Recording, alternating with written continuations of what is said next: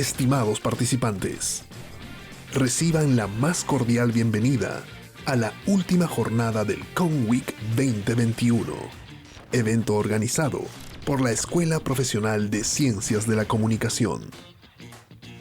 En esta sesión se llevará a cabo el Spacework, software libre para radio y producción sonora.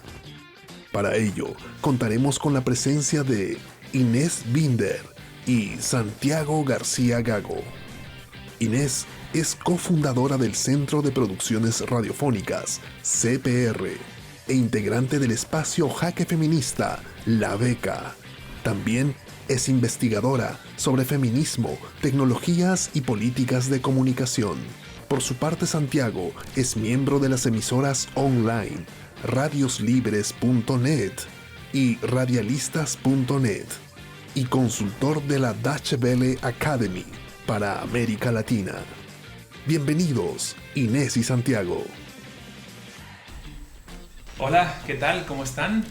Bienvenidos a esta charla que hemos denominado Radios Libres, cómo y por qué incorporar el software libre a la producción radiofónica. Pero no se asusten, porque no va a ser una charla geek en la que solo vamos a hablar de software o de código. Somos Inés Binder y Santiago García Gago de radiosLibres.net y del Centro de Producciones Radiofónicas. Y queríamos comenzar un poco hablando precisamente, ya que hemos dicho que no vamos a hablar solo de código y de software, pero entonces ¿por qué incluir el software libre en la CONWEEK, en una semana que va a hablar precisamente de comunicación y con estudiantes de comunicación como son ustedes? Bueno, porque creemos, particularmente, tanto en el CPR como en Radios Libres, que la comunicación es un derecho. A veces decimos, bueno, son como instrumentos, son herramientas, pero en realidad es un derecho reconocido en la Carta de Derechos Humanos Universal, en ese artículo que seguro ustedes han estudiado, el famoso artículo 19, que no abarca exclusivamente a los medios de comunicación, eso es la libertad de prensa. Pero la libertad de expresión es algo que todos los ciudadanos y ciudadanas tenemos un derecho, al igual que tenemos derecho a la salud o a la educación, derecho no solo a recibir información, sino también a expresarla y a expresar nuestras opiniones. Por eso un poco el por qué incluir esta charla dentro de la CONWEEK. Las radios comunitarias, específicamente, que es el ámbito que nos interesa más, siempre han luchado por el derecho a la comunicación y por su derecho no solo a ser reconocidas como un medio más en igualdad de condiciones que los medios públicos y los medios comerciales, sino también de tener acceso igualitario al espectro. Y esto ha sido una reivindicación que han sostenido las radios por décadas, prácticamente desde mitad del siglo XX que iniciaron estas primeras emisoras en la región hasta que se sancionaron estas leyes de comunicación en 2008, 2009 en adelante. Pero ¿qué pasó? El espectro, que era algo restringido, dejó de tener sentido en algún punto cuando las nuevas tecnologías empezaron a tener más penetración. Entonces, si había pocas radios que podían acceder en su momento a una licencia, ahora con las redes sociales, con las páginas web, supuestamente se democratizaba la comunicación porque era algo a lo que todas podíamos acceder sin ningún tipo de licencia. No tenía que haber un Estado regulando porque no era un bien finito como ocurría con el espectro radioeléctrico. Entonces las radios comunitarias aceptaron e incorporaron las redes sociales y las TIC desde una perspectiva muy instrumental, aprovechándola para ampliar sus audiencias, para llegar a un público más amplio, para facilitar la producción radiofónica, acceder a más fuentes. Pero damos un pasito para atrás antes de que lleguen esas tecnologías y dense cuenta que los medios comunitarios peleaban, como decía Inés, por el acceso a ese espectro radioeléctrico. Podrían también, por ejemplo, haber dicho, pues queremos tener un programa en un medio comercial, en una radio comercial. Pero claramente los medios comunitarios, de los que hay, de las radios comunitarias, que hay muchísimas en Perú, desde Puno hasta Arequipa, pasando por Lima, Trujillo, hasta el norte, en Machala y también en toda la Amazonía y en toda la sierra peruana, en muchísimas radios comunitarias. Esas radios comunitarias entendían que esos dueños de los medios comerciales pues tenían otros fines. fines también respetables. Digo, todos pues también hacemos nuestro trabajo y buscamos una remuneración porque necesitamos comer, ¿no? Y desgraciadamente el trueque no está activo, ojalá, pero bueno, necesitamos esas fuentes de ingresos y obviamente pues la gente ha lucrado también con un derecho, digamos, con el derecho a la comunicación. Pero la forma en la que los medios comunitarios entendían ese derecho era decir, no queremos que nos des un espacio en tu radio, que tu radio persigue o tiene un fin comercial. Por lo tanto, si tenemos publicidad de una minera, pues no vamos a poder hablar mal de la minería a cielo abierto en esa radio que es privada.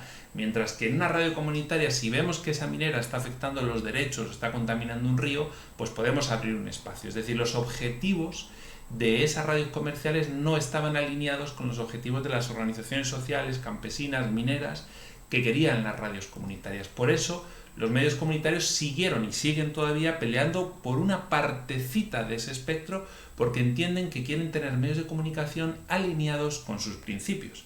Traslademos eso al mundo digital.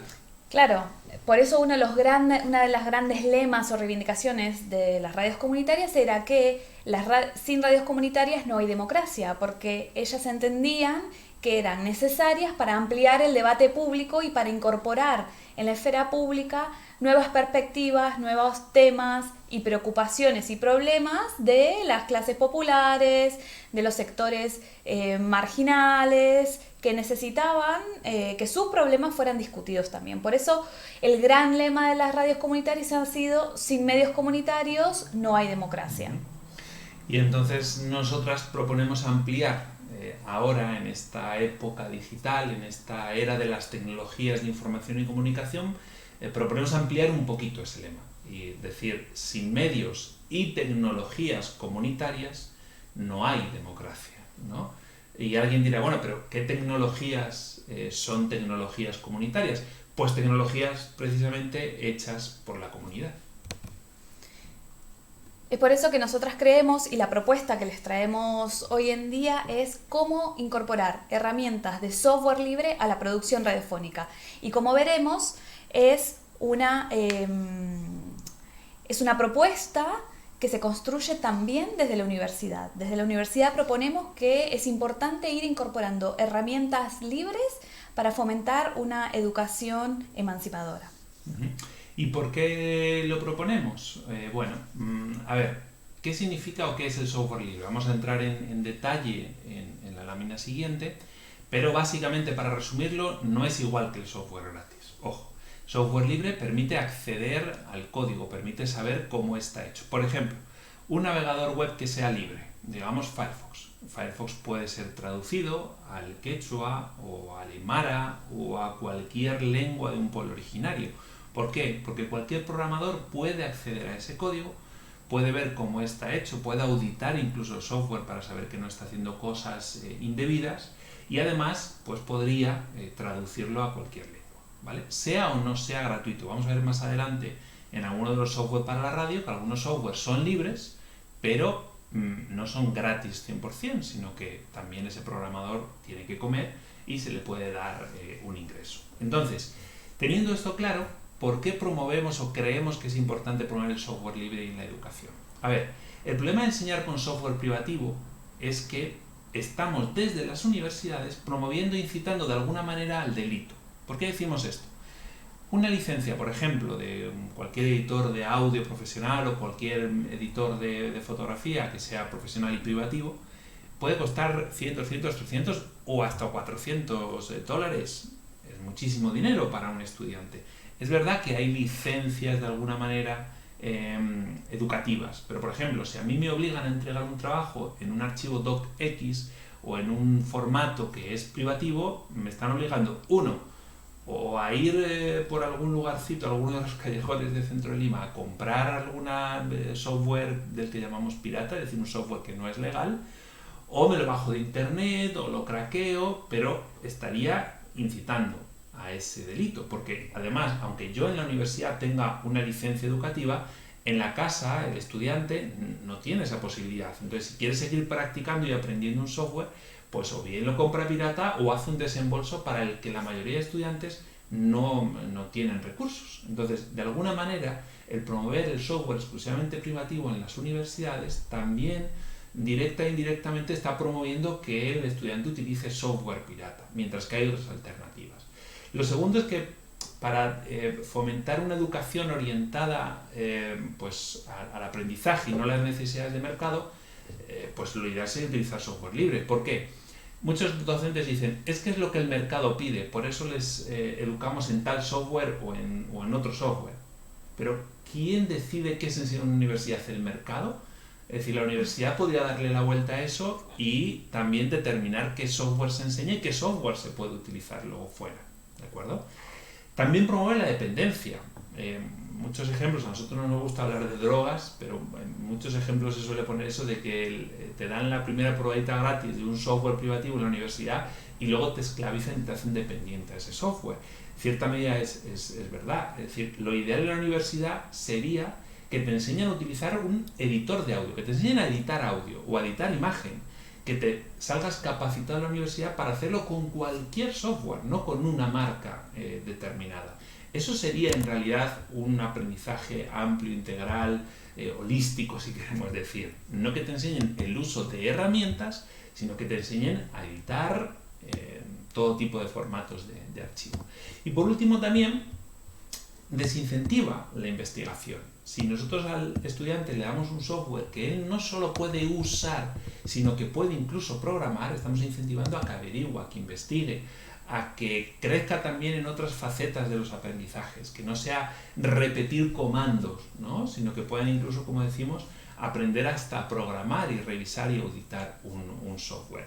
Y además, lo interesante del software libre es que todo se hace en comunidad, se hace conjuntamente. Entonces promovemos el trabajo colaborativo, mientras que el software privativo pues tiende a incentivar, a promover la individualidad, ¿no? No hace falta que yo colabore con otros para hacer algo, puedo hacerlo yo solo. ¿Cuál es nuestra propuesta? ¿Que solamente usemos software libre en la universidad? No, no es esa nuestra propuesta, ¿no, Inés? Bueno, lo que queremos es que este sea un primer acercamiento al software libre, si es que no lo usan, aunque probablemente ya lo usen y no sepan. Así que vamos a ver realmente qué es el software libre. Porque tenemos esta imagen de computadoras con fondo negro y letras verdes, que hay que saber mucho de informática para poder usarlo, que no hay compatibilidad entre otros sistemas operativos.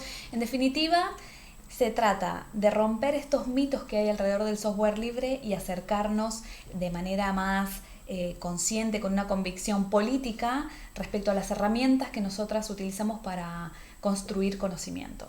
Así que veamos, ¿cuáles son las características o qué es lo que hace que un software sea libre? ¿Cómo lo identificamos? La manera más sencilla de identificar si un software es libre o no es viendo la licencia. Este tipo de licencia nos dirá cuáles son aquellas actividades que se permiten sobre el software o no. Esto es muy sencillo, en las páginas de Wikipedia buscamos el software que queremos instalar y ahí mismo nos dirá la licencia que tiene, buscamos la licencia y ahí nos va a explicar. Pero básicamente para que un software sea libre tiene que cumplir con lo que se llaman las 4 libertades del software.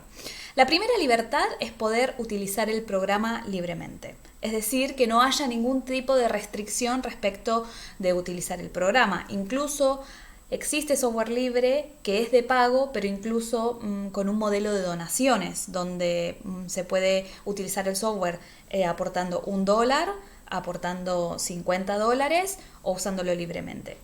Pero para que sea libre tiene que cumplir con el resto de las libertades. Uno es poder acceder al código, ver cómo está hecho el software. Y uno dirá, ¿para qué me interesa esto si yo no sé de computación, no sé de programación? Si yo veo todo el código del software, no me entero de nada. Y es que tenemos que entender que esta libertad es una libertad colectiva. La tenemos que entender como una libertad de la comunidad, donde apostamos por el conocimiento colectivo. Que ese código esté abierto y que podamos ver que el software hace lo que dice que hace, que no filtra datos, que no recolecta otro tipo de información que la que dice recolectar. Apostamos porque esa información esté disponible para que quienes sí tienen los conocimientos para evaluar y auditar ese software puedan hacerlo. Entonces, por más que nosotras no sepamos cómo leer o interpretar ese código, es importante que ese código esté libre. También es importante, y otra libertad del software, es poder distribuir copias de ese software libremente, que podamos compartir. Es la libertad del compartir, que es un principio fundamental del software libre y de la cultura libre.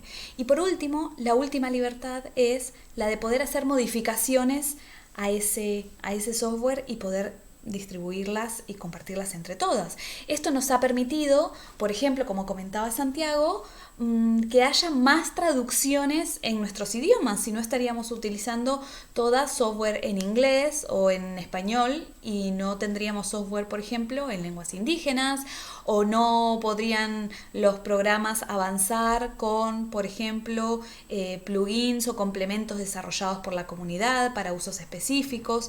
Es decir, el software que es libre realmente tiene que cumplir con estas 4 características. Existen una serie de licencias como la GPL, la del MIT, que posibilitan y que explican cómo utilizar el software y qué podemos hacer con el código, y tenemos que ir e investigar qué tipo de licencias tiene este software. Pero no se asusten, hay muchísimo software libre que ustedes ya están utilizando y que probablemente no sepan. La mayoría de los servidores web, de las páginas web que utilizamos, usan software libre. También, por ejemplo, LibreOffice es un software libre y probablemente lo estén usando, el Mozilla Firefox. Existen muchísimo software que es libre y que lo usamos sin saberlo. Nuevamente, libre no significa lo mismo que gratis. Esta es una confusión que con free software, en inglés free es libre y gratis a la vez, y podemos confundirnos. Entonces, si respeta las 4 libertades, es software libre. Ya iremos poquito a poco conociendo algunas alternativas que nos permiten incorporar este tipo de programas a la producción radiofónica. Y si se dan cuenta, con esto que acaba de comentar Inés y con estas libertades, en realidad ven que no es una cuestión técnica, sino es una cuestión política y filosófica, ¿no?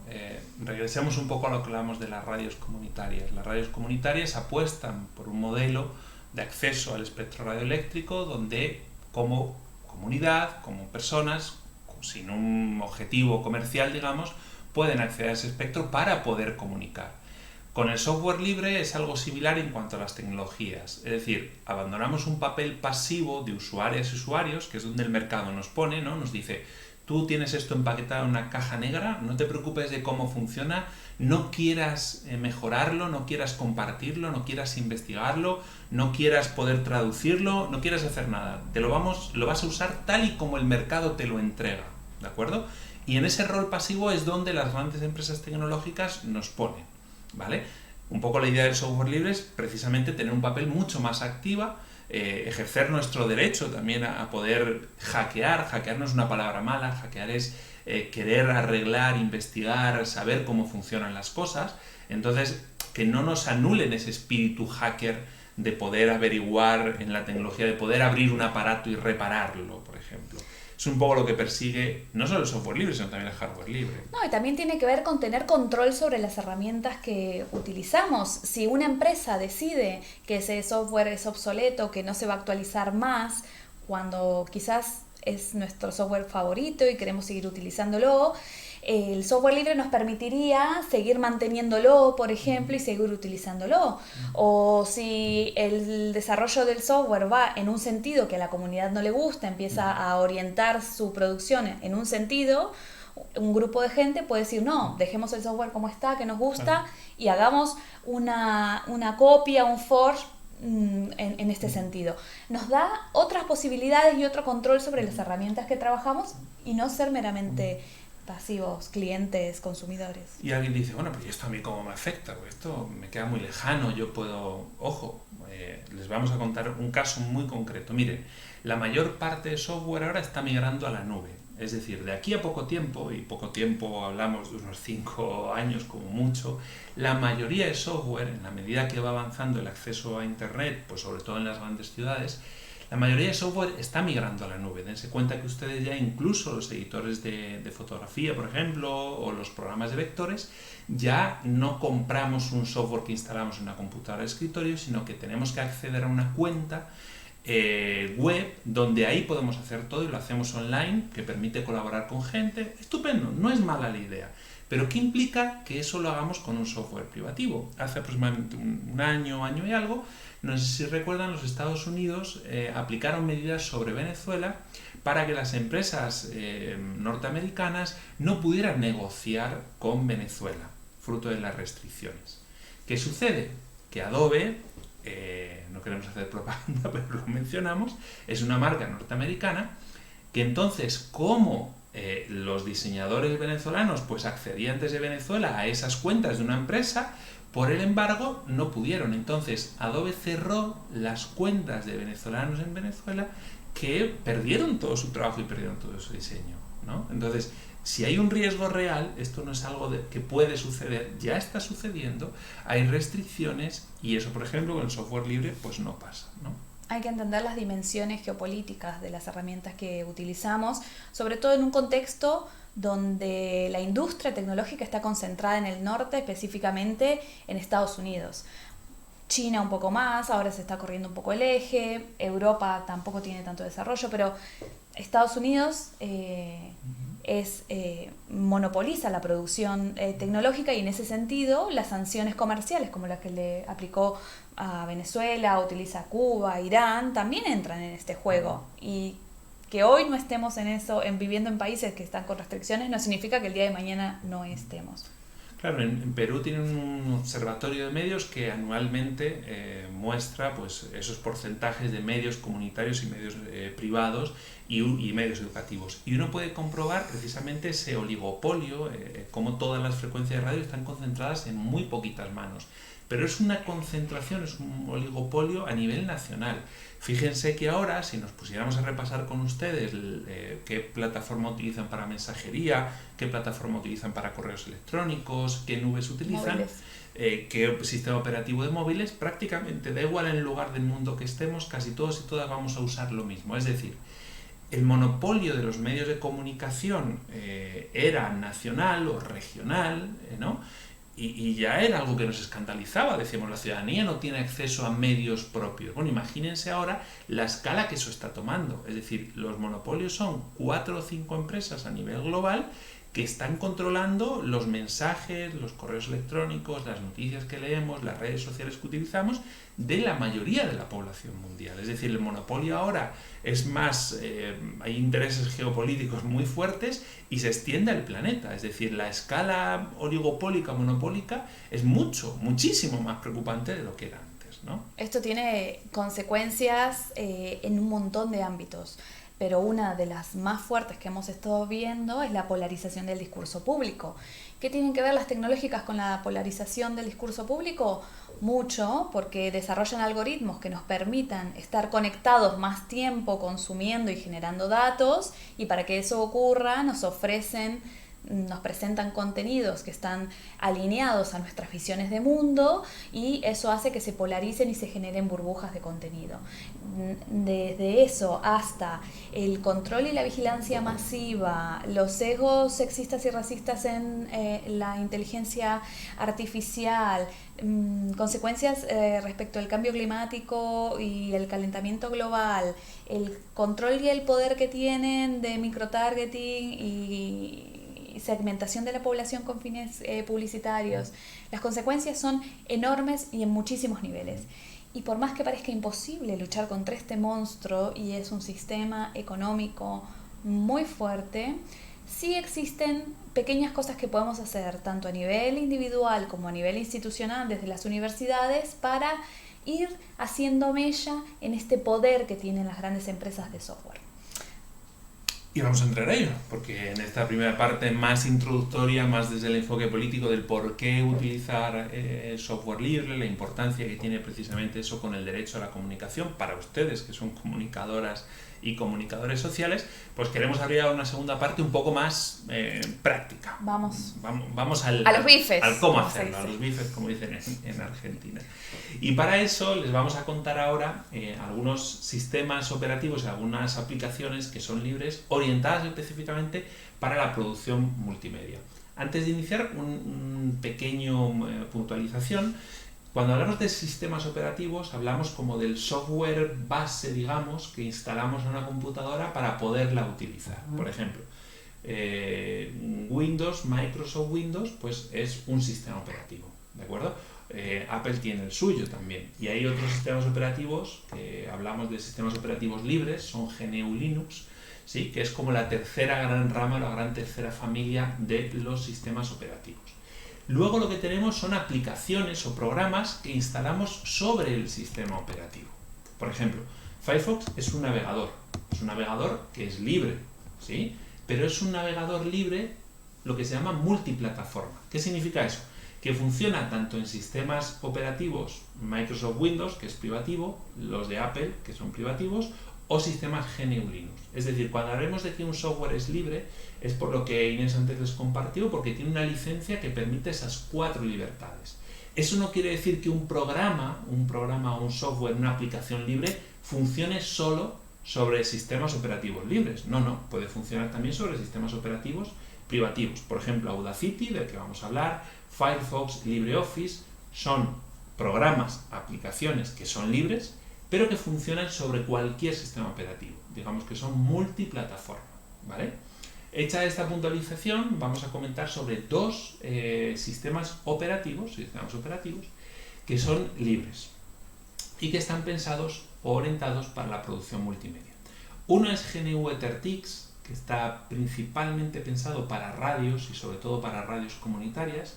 Es un sistema operativo, pero trae ya preinstaladas todas las aplicaciones necesarias, vamos a ver algunas de ellas más adelante, para poder hacer transmisiones de radio, ¿sí? Hay otro que es Ubuntu Studio. Ubuntu es posiblemente la distribución GNU Linux que más han escuchado, es de las más extendidas y más utilizadas, pero dentro de Ubuntu hay varios sabores Ubuntu, ¿vale? Y uno de ellos es Ubuntu Studio, que es precisamente el sistema operativo enfocado para la producción multimedia. Entonces estos son sistemas operativos, sobre ellos vamos a poder ir instalando distintas aplicaciones que nos sirven para trabajar, por ejemplo, pues con producción colaborativa, radiofónica, todo el trabajo que tenemos que hacer en colaboración con el equipo de la radio.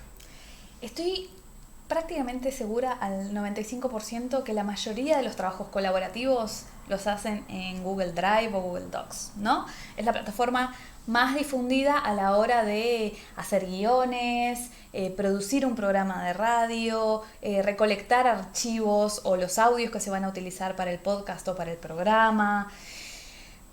Funciona bien, es verdad, aunque no es tan sencillo como quisiéramos, ¿no?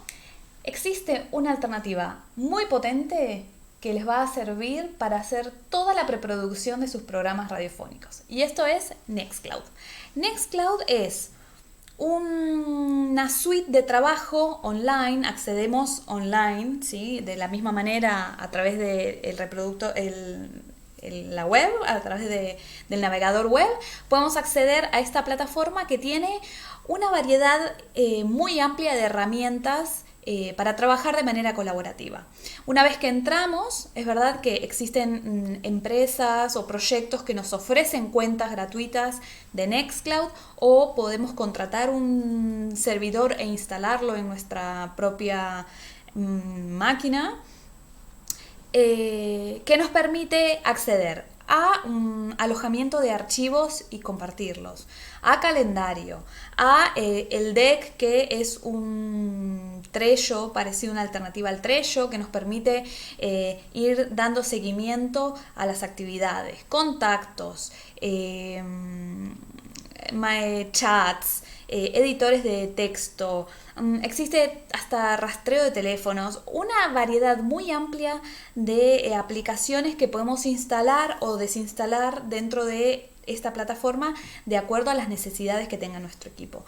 Esto es lo que hablábamos respecto de que no siempre el software libre es gratuito, porque muchas veces este software necesita ser instalado en servidores que tienen requisitos de mantenimiento, energía eléctrica, centros de datos, gente que los administre.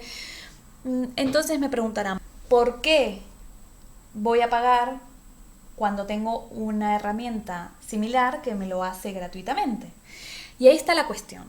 No es gratis el uso de software como Google Docs o Google Drive, porque nosotros estamos pagando en vez de con dinero, con nuestros datos personales. De esa manera, Google extrae ganancias de procesar toda esa cantidad de datos que va dejando nuestro uso en la plataforma. Entonces, pagar por los servicios es una manera también de proteger nuestra privacidad. Después podemos ver de qué maneras nos afecta que toda esta cantidad de datos personales esté alimentando las bases de datos de empresas como Google. Pero Nextcloud es una plataforma que nos permite trabajar colaborativamente, hacernos usuarias entre todas, compartir archivos, guardar audios, grabar incluso, muy útil para que puedan empezar a trabajar de manera colaborativa con software libre. Existen plataformas como Disroot que dan cuentas gratis. Vamos a dejarles un pad con todos los enlaces para que puedan aprender a conocerlos. Y una vez que tenemos pues acordadas las fechas para trabajar, que hemos escrito colaborativamente los guiones, pues toca pasar como a la producción multimedia, toca pasar a la grabación, ¿no? Y para grabarles queríamos hablar de dos herramientas, ¿sí? La primera que vamos a comentar es Ardour. Es un editor de audio. Antes yo mencioné la palabra profesional y quería retomarlo porque esto pasa mucho. Dice, no, es que en software libre no hay herramientas profesionales, ¿no? Lo profesional es el trabajo que uno o una hace, no es la herramienta. Si lo que están diciendo es que en software libre no existen herramientas de prestaciones similares a lo que puede existir en software privativo, ya mismo les decimos que no. De hecho, les invitamos a que prueben Ardour. Ardour es en la interfaz funciona parecido a Pro Tools y no tiene nada que envidiar a programas como Adobe Audition, como el mismo Pro Tools o Sony Vegas u otros editores de audio multipistas similares en software privativo. Ardour es un software muy potente, nos permite instalar plugins de todo tipo. Es también multiplataforma, lo pueden usar en GNU Linux, pero también bajo Mac o incluso bajo Windows. Es libre, ustedes pueden acceder al código incluso y pueden desarrollarse propios plugins para eso, pero no es gratuito. Es decir, cuando alguien entra puede o pide el desarrollador pues poder hacer una colaboración que empieza desde los $10 en adelante. Como es libre, sí puede incluirse en sistemas operativos, ¿no? Como GNU EtherTix. Entonces, por ejemplo, si ustedes instalan GNU EtherTix, ya viene por default instalado Ardour. La ventaja de Ardour respecto a otro software que vamos a comentar ahora, que es Audacity, que sobre todo, por ejemplo, pues quizá en la gestión de plugins, cuando alguien va a hacer pues una producción, una radionovela que requiere que los efectos estén por pistas y que si yo traslado un trocito de audio a otra pista pues ya no le afecte el efecto, o que en el futuro pueda abrir y editar pormenorizadamente cada uno de esos audios. Digamos que tiene unas prestaciones superiores cuando hablamos de producciones muy elaboradas como una radionovela, como un spot.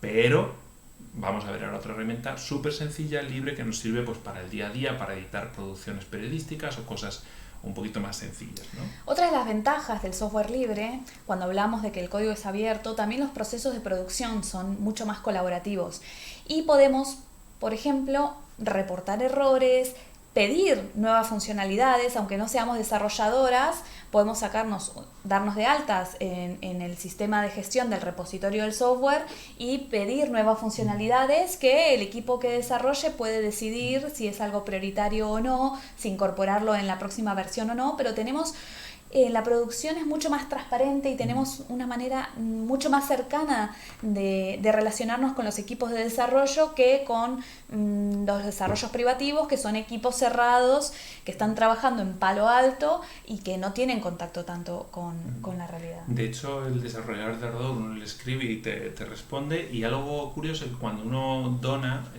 si quieres donar, por ejemplo, para el desarrollo, uno puede elegir a qué va a dedicar el desarrollador tiempo. Por ejemplo, si alguien es de productor musical y quiere que se desarrolle más la parte MIDI, ¿no? La parte de la interfaz musical, entonces uno dice, bueno, yo dono $25, pero me gustaría que el tiempo, pues la hora, las 2 horas que vas a dedicar por ese dinero, lo dediques a desarrollar la parte MIDI o lo que uno sugiera, ¿no? Entonces, como dices, un modelo más de desarrollo colaborativo. Es verdad que Ardour es un software muy potente, pero que puede tener una curva de aprendizaje un poco más alta. si queremos iniciarnos en la edición del software, del audio con software libre, la mejor opción es utilizar Audacity. Probablemente ya conozcan Audacity porque es el software más popular de edición de audio. Es muy sencillo, es como si fuera el Paint del audio, por hacer una analogía. Rápidamente y sabiendo 2 o 3 herramientas ya podemos hacer nuestras primeras ediciones, nuestros primeros montajes de audio de manera muy sencilla.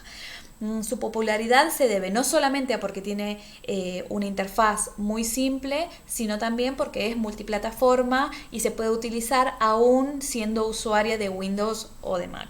Últimamente el desarrollo de Audacity ha estado envuelto en alguna polémica porque lo compró una empresa. Esto no significa que deje de ser libre, pero la empresa está llevando el desarrollo hacia algunos lados en los que la comunidad no está muy cómoda. Por ejemplo, el rastreo de algún tipo de uso para, en términos de Moose, que es la empresa que la compró, para mejorar el rendimiento del software, pero también se está hablando en la posibilidad de hacer una alternativa que no requiera o que no incluya este tipo de rastreo.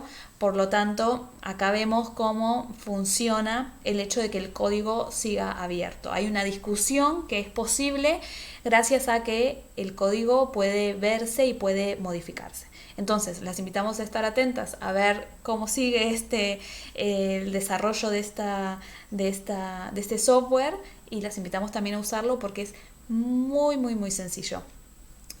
A primera vista podría parecer un software precario, muy básico, pero con un poco de práctica pueden hacerse también producciones muy profesionales con este sencillo editor.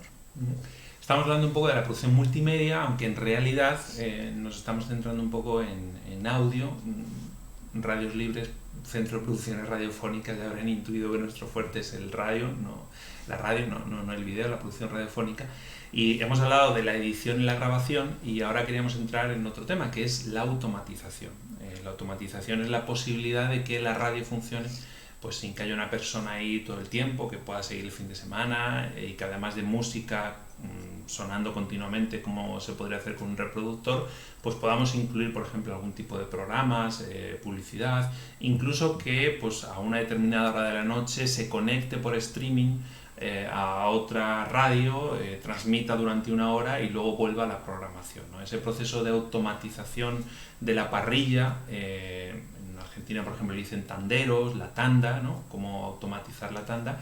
Pues hasta hace muy poco es verdad que no existía una alternativa sobre todo usable. Hay una muy buena, muy potente, Rivendell, que es un automatizador libre, pero en realidad siempre costaba mucho instalarlo y la curva de aprendizaje era bastante alta. Pero ahora, desde hace pues aproximadamente un par de años, Charles Escobar, que es un desarrollador ecuatoriano, está desarrollando junto a la comunidad de Libera tu Radio, vamos a hablar más adelante de esta comunidad, un programa, un software que se llama G-Radio.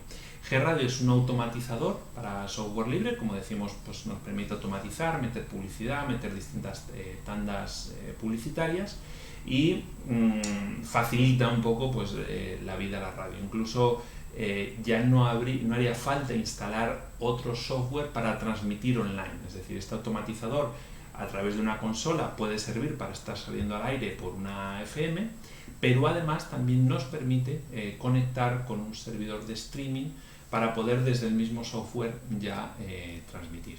Y precisamente del streaming es de lo que vamos a conversar ahora. La gran pregunta por cómo montar una radio online, ¿no? En Radios Libres creo que es una de las preguntas más frecuentes que recibimos en los comentarios. ¿Cómo podemos montar un punto de streaming y tener nuestra propia radio online? Esto es muy sencillo y por suerte hay un software de streaming muy potente que se llama Icecast. Este programa se instala en un servidor, nos permite conectarnos y hacer una transmisión permanente, continua de datos, que es el streaming. Para hacerlo necesitamos tener instalado en nuestra computadora un pequeño programita que nos permite transmitir el audio y conectarlo con el servidor de Icecast para que se transmita de manera continua. Este pequeño programita se llama Boot, Broadcast Using this Tool. Y el servidor de streaming podemos instalarlo contratando nuestro propio servidor, o hay organizaciones o empresas que ofrecen cuentas de Icecast para nuestras propias emisoras online. También les vamos a dejar en el pad de recursos cuáles son estas organizaciones que ofrecen cuentas de Icecast para poder tener las propias radios online. Y estamos hablando mucho de software, pero en la producción multimedia no necesitamos solo herramientas, necesitamos también contenidos. Es decir, de dónde sacamos, por ejemplo, cortinas musicales, efectos que no vulneren las leyes de derecho autoral. De seguro les ha pasado o conocen a alguien al que sucedió que ha subido un video a YouTube, por ejemplo, y resulta que se lo han dado de baja porque está utilizando música que tiene derecho autoral, o le envían un correo diciendo este video vulnera el derecho autoral, ¿no? Entonces hay que tener cuidado porque nosotros no podemos utilizar, si no tenemos los derechos, si no tenemos una autorización, música de otras personas si no pagamos por esa licencia de uso, por ese derecho de uso. Entonces, desde hace bastante tiempo, alrededor de los 2000 ya, pues surgió un movimiento que lo que promueve precisamente es la cultura libre, la posibilidad de compartir tanto libros, textos, como músicas, como canciones. Entonces hay artistas que dicen, bueno, yo no voy a firmar nunca un contrato con una discográfica, prefiero poner mi música libre, que la gente la conozca y luego pues poder incluso tener conciertos o que la gente pague por mis canciones que le gustan. Y este modelo facilita también mucho el intercambio y la producción de cultura. Hay una cosa que se llama licencias Creative Commons. Vamos a dejar también en el pad un enlace donde conseguir canciones. La página más famosa es Jamendo, con j, jamendo.es o .com, y ahí pueden entrar y conseguir música que, si tú no tienes un fin lucrativo, pues si vas a lucrar, pues entonces obviamente tienes que pagar por la licencia, pero si la vas a utilizar con un fin comunitario, educativo, pues puedes utilizar este tipo de licencias, también fotografías. Hay un montón de recursos con licencias libres que permiten precisamente el compartir la cultura, el intercambiar estos contenidos y el hacer una producción multimedia, digamos, libre completamente, no solo por las herramientas que utilizamos, sino también por los contenidos que usamos. Y luego, cuando terminas esa producción con contenidos libres, pues también la tienes que liberar con una licencia libre. Es la condición, igual que el software. Si yo utilizo una música libre dentro de mi producción, es porque luego esa producción que yo voy a hacer la voy a difundir de manera libre. Lo mismo, ¿pero yo podría cobrar por esa producción? Sí, claro. Es decir, el hecho de tener una licencia libre no implica que luego tú digas, pues oye, yo quiero cobrar. Por ejemplo, vamos a hablarles después de un libro, Politizar la tecnología. Nosotros lo estamos difundiendo desde la web en digital, gratuitamente y con una licencia libre. Pero si lo quieres en papel, sigue teniendo la licencia libre, pero cobramos $10 porque necesitamos pues dinero para poder imprimir en papel ese libro. Otro tema, son muchos temas, como verán, no se agobien porque esto está muy documentado, hay comunidades muy grandes alrededor de cada uno de estos temas y de estos software, así que no van a estar perdidas cuando quieran introducirse en este mundo. Otro gran tema es el tema de la distribución. Una vez que ya preprodujimos y produjimos nuestras piezas radiofónicas, podemos transmitirlas por la radio convencional, podemos hacer un streaming de nuestras radios online o podemos, si queremos, distribuirlos en forma de podcast alrededor de distintas plataformas. La mayoría de plataformas que hoy en día son más populares para distribuir software son privativas, es decir, sus servidores están alojados, son ofrecidos por empresas que no liberan el código y que lucran no solamente con las visitas, sino también con las reproducciones. Es decir, si queremos liberar nuestra distribución de software, de podcast, lo tenemos que hacer a través de un sistema que se llama RCS. Sí, el RCS es una tecnología desarrollada hace varios años que lo que permite es que en vez de que cada persona vaya a una página web para leer un contenido, que el contenido vaya hacia las usuarias. Esto ahora en la era de redes sociales lo tenemos mucho más incorporada porque las notificaciones, los contenidos nos vienen hacia nosotras. Pero esto es una tecnología muy sencilla desarrollada por Aaron Swartz que lo que hace es que cuando nosotras subimos un contenido a una página web, automáticamente las personas que estén suscritas a nuestra página web recibirán una notificación de que ese contenido ya está disponible y puedan escucharlo en cualquier lector de RSS que tengan. Entonces, una posibilidad es que nosotras mismas tengamos una página web que puede ser autoalojada en un servidor en nuestras casas o en un servidor de alojamiento web que hayamos contratado, y subamos nuestro contenido radiofónico a esa web, y a partir de ahí se genere el RSS que haga que la noticia de que nuestro podcast ya está al aire, metafóricamente al aire, se distribuye y llegue a nuestras usuarias. Es verdad que luego este RSS lo pueden tomar las plataformas como Google Podcast, como Spotify, para distribuirlo, porque una no sube el contenido a Spotify, sino que lo que conecta es el RSS, ¿sí? Por lo general, las grandes plataformas de podcast solamente administran las suscripciones, no alojan el contenido. Entonces es muy importante tener nuestras propias webs, no solamente porque nos permiten tener control sobre la manera en la que se distribuye el contenido, sino también porque es un lugar donde nosotras podemos tener control sobre la memoria de nuestro podcast y nuestras producciones radiofónicas. Si nosotras lo alojáramos en Google, Google podría perfectamente borrar el contenido, no hacerse cargo, no distribuirlo, aplicar censura en casos específicos, en algunos temas que no cumplan con los términos y servicios de distribución, como tiene Apple, iTunes y todas estas plataformas. Entonces, nosotras sí les recomendamos tener su propia página web, subir, prestar atención a cómo se produce el RSS. El RSS es tan sencillo como un archivo de texto plano escrito a mano. Lo pueden hacer a mano o se puede hacer automáticamente. Plataformas de gestión de contenidos web como WordPress, que es software libre también, lo hacen de manera automática, y así se pueden conectar al resto de plataformas de distribución y liberar la parte de distribución de contenido de sus piezas radiofónicas. Igual que anteriormente les contamos el caso de Adobe en Venezuela, alguien dirá, bueno, es que estas cosas no pasan, ¿cómo te va a cerrar una plataforma a un podcast? Pasa, los compañeros y compañeras de radialistas, un poco polémicos, ¿no? Pues tienen un radioclip, una producción de audio que habla de una secta católica religiosa, los Legionarios de Cristo. Entonces ellos hicieron un texto sobre ese tema. Lo publicaron en su página web, y un par de años o 3 después una persona que pertenece a esta congregación denunció a radialistas argumentando que estaba robando esa producción y que ese texto era de la otra persona, y que incluso esa persona creó un blog para poder decir que lo habían publicado y que había un problema de derechos de autor y difusión.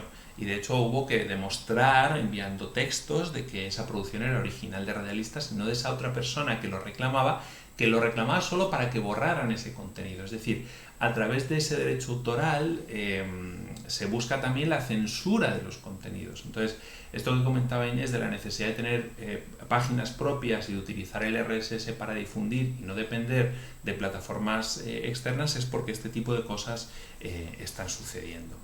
Terminamos aquí como la segunda parte. Hemos hablado una primera de la fundamentación más política y filosófica, una segunda que es la parte más técnica, y cerramos ya muy brevemente con una palabra de la que hemos estado mencionando. Todo esto se hace colaborativo, la comunidad, el apoyo, y es verdad, ¿no? Este trabajo de liberar un medio, de trabajar de una forma con software libre, pues lo bueno es que tienes una comunidad muy grande que te puede respaldar. Nosotros les queríamos recomendar a la red de radios comunitarias y software libre. Es una plataforma, en el canal de Telegram que tienen, pues hay aproximadamente unas 500 radios que están ya registradas, y 500 comunicadores y comunicadoras, principalmente de América Latina, que trabajan con tecnologías libres. Es una comunidad de apoyo, puedes hacer todas tus preguntas, pero también se convocan regularmente talleres. Hay un mapa donde se van registrando algunas de estas radios, y uno puede ver toda la cantidad de radios que están utilizando, pues por ejemplo GNU-EtherTix, Audacity, Ardour, y están también los desarrolladores en esa comunidad. Está Charles Escobar, el ecuatoriano que desarrolló G-Radio, está también el desarrollador Javier Obregón, argentino, que es el encargado del desarrollo de GNU-EtherTix junto con Pablo López.